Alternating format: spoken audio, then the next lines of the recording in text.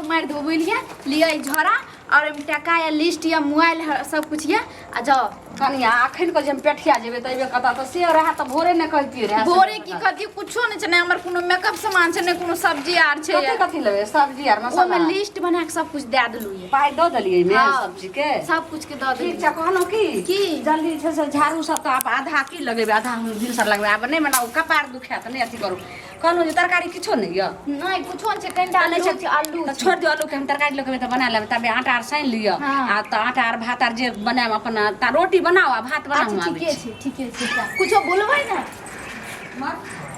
क्या लिखना कोदाय कोदाय ठीक छै हम त निकाले कन्या हां कहलो की भैंसुर लागत आ थोड़ा जे छै से छोरा छै बन नै करू जे छै से मुंह अथी कोदार लक द दियो मुंह अच्छा ठीके छै हम झाँप लै छी कहलो की ठीक छै बुआ त साँझ कह दियो कोदार की करबे अरे बाबू कल के ना बारी करबे हमरा कोदाय के बेटे छूट गेलै अच्छा ठीक छै कन्या द दियो न कोदार अच्छा, हम हम दे जाइ छै पेठिया बुआ लेट भ गेल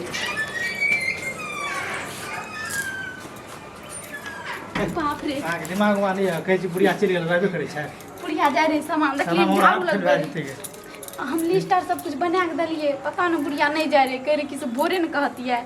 हम कल चल गेले जल्दी आबू हमरा खुदे डर भा गेलै जल्दी के चक्कर में पेंटो आर न पिने लागल तोरी के त अखन की करिए फोन पर कथि ल काने रहिए काने रहिए पंची वह टेंशन भेले घंटा घर में त की टेंशन भेल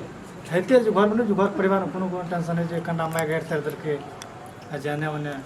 बियाह शादी करे छु करे ले करे छी अहाँ बियाह करबा वह तहाँ से पूछेलु हमें त हमर जिंदगी केना कटतै अब मैं अहाँ करबै हमरा से तब दिमाग हमहूँ लगेबै हमर घर वाला केहन छै ये देखते छियै अहाँ वह बात अहाँ सबसे न कमाना लायक छै ए हम कहे पूछ तक कमबै लग अहाँ घर वाला हमरा कोन मतलब ये अहाँ कथि ल बियाह करे छियै अहाँ बियाह के बात बोल के हमरा गुस्सा उठा देली नहीं करब हम बात अहाँ जाओ पर गए सुनू ने वह बात पूछेलु अहाँ हमरा से बियाह करबै बियाह नहीं करबा हम अहाँ के लिए तो जान दे के लिए तैयार छियै तब की तो जोगाड़ लगाबी बियाह शादी के हाँ हम अहाँ बिना नहीं रह सकै छी ई बात ठीक छै लेकिन ई बात समाज में तो कोई ना बियाह कर देतै ने तो भागैए पड़त भागबा तब तो की करते अहाँ बियाह शादीशुदा छियै हम कुमार छियै तो भागे ने पड़तै हमरा नहीं तो एना करती है ना की माय के कहती है माय के मतलब अहाँ अपन माय सौस के हाँ तो है न कहबै हम थोड़े कहबै इहो डरे छै बुढ़िया नहीं करते न कोई भी अपन बेटा के जिंदगी खराब होल थोड़ी चाहे छै हाँ एते बढ़िया छियै ओकर पुतो एते बढ़िया भागि जेतै घर से चले लै छै ओकर बेटा केहन छै बुढ़िया सोचे छै हमर पुतो के कानून जाय हमर बेटा बेकार छै तें ओते मानैत आनैत रहे छै बुढ़िया के एक तखनी सब सामान के लिस्ट बना के देलिए एक टिकली हमर मेकअप खत्म छै तुरंत चलि गेलै सोचो अहाँ बुढ़िया कते मानै है वो हमरा से बियाह करा मानै छै ओकरा मानने से कुछो नहीं ते वो तो मानै छै ओकरा मानै से कुछो नहीं हेतै हां बियाह नहीं करिए मां बिना नहीं रह मर से अरे ठीक छै हमहूँ जान छियै जे हमरो अहाँ के प्रति उतनी प्रेम तब अहाँ पूछेलु या मैं हमरो बियाह लगबे रहे हम कोनो बहाना से अहाँ पूछेलु या कि अहाँ यदि हमरा साथ रहबै बियाह करबै तो एतऽ भागे के बात दोसर जोगार हमरा नजर नहीं आबै हां हम एक साथ रहबै चाहे के लिए जे करे ल पड़तै भागि जेबै हां चलू ठीके छै तब जोगार पाती करबै तबे ने भागबै कहियो थोड़े भागि जेबै पैसो चाहिए भागि हां प्लान हम बनबै छी हां बस अपना दुनू जे भागि चलबै ठीके छै तत्काल चलि एलियै है तो ठंडा मूड फ्रेश कऽ दिअ ने मूड फ्रेश अरे अहाँ बुड़बक छियै ओते टेंशन में रहिए तो आ जब दोनों आदमी भागबे करबै तो जब भागे में 10 दिन टाइम लागत नहीं नहीं हमरा डरे माय छै के गाना जे बचबै टका लेबै माय चल एते कल के तुरंत चलबा मटिया से हम तुरंत चलू ने घर में नहीं हमरा डरे छै के उठमा चलू ने घबरा अरे नहीं कुछ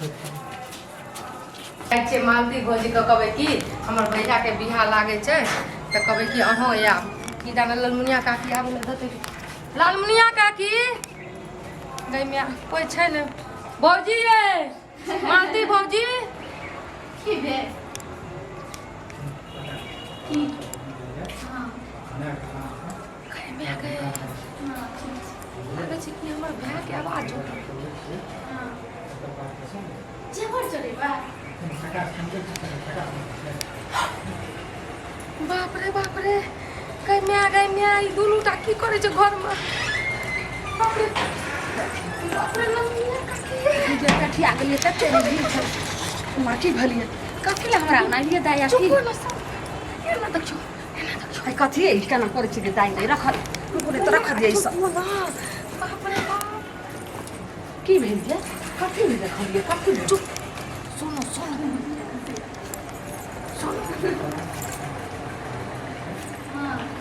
हमर भाई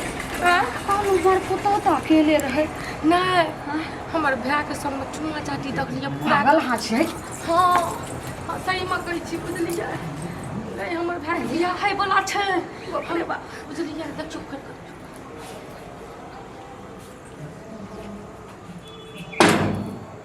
मैया गे मैया